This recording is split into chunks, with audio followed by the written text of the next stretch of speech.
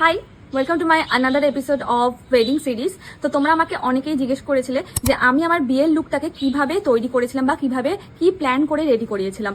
Like আমার মাথার মুকুট, গয়না, ইমিটেশন জুয়েলারি যদি নিয়ে থাকি সেইগুলো, আমার বিয়ের শাড়ি কমপ্লিটলি কিভাবে আমি প্ল্যান করেছি অ্যান্ড কিভাবে সেটা এক্সিকিউট করেছি। তো আজকের এপিসোডে শেয়ার করব আমার জুয়েলারি কালেকশনগুলো, কোথা থেকে কোন জুয়েলারিগুলো কিনেছি অ্যান্ড কিভাবে ওগুলোকে আমি অর্গানাইজ করে পড়েছি। সবার আগে আমি ভেবেই রেখেছিলাম যে বিয়ের দিন আমি সব কটা বা যত গয়না আছে বা যা যা পাবো সব একসাথে লেয়ার করে পরবো না, আমি সিরিয়াল ওয়াইজ পরবো। যেমন এখানে একটা ছোট চোকার, তারপর এখানে যদি চাটাই টাইপের কোনো হার নিই সেইটা, আর একটা লম্বা হার, সেটা সীতাহারও হতে পারে বা লহরিও হতে পারে। সবার আগে চলে গেছিলাম সেঙ্কো গোল্ডে। একটা চাটাই আমি পছন্দ করে এসেছিলাম, যেটা আমার শ্বশুরবাড়ি থেকে দেওয়া হয়েছে। তো সেটা পছন্দ করে সিলেক্ট করে নিয়েছিলাম। তোমরা চাটাইয়ের ডিজাইনটাও দেখতে পারবে, তোমাদের জন্য আমি কমপ্লিট লুকটাও এখানে শেয়ার করে দিয়েছি। আমার প্রথম থেকেই প্ল্যান ছিল যে বিয়ের সাজে ঝুমকা টাইপের কোনো ইয়ারিং পরলে সেই লুকটা বেশি দেখতে ভালো লাগবে, তাই সেটার জন্য চলে গেছিলাম সেঙ্কো গোল্ডে। অনেক ধরনের ঝুমকা দেখেছি, বাট একদম ট্রেডিশনাল কিছু নিইনি, একটু সিম্পলের মধ্যে নিয়েছিলাম, যাতে বিয়ের পরও যে কোনো লুকের সাথে এই ঝুমকাটা আমি পরতে পারি।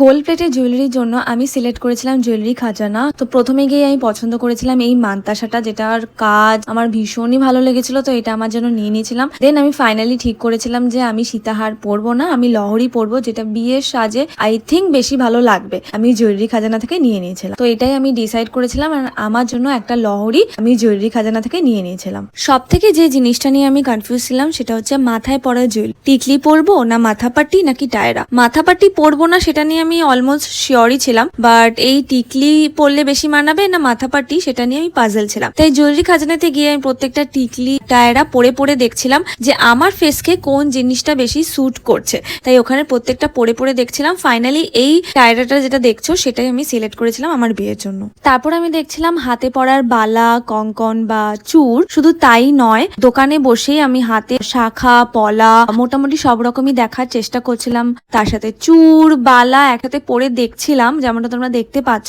যে আমার হাতে এগুলো বসছে কিনা বা কেমন লাগছে। সেগুলো পরে দেখার পরই ফাইনালি এই চূড়টা আমার জন্য ফাইনালাইজ করি। শুধু তাই নয়, এখানে অনেক আংটির অপশনও ছিল, তো অনেকগুলো দেখার পর নিজের জন্য একটা আংটিও এখান থেকে নিয়ে যাই।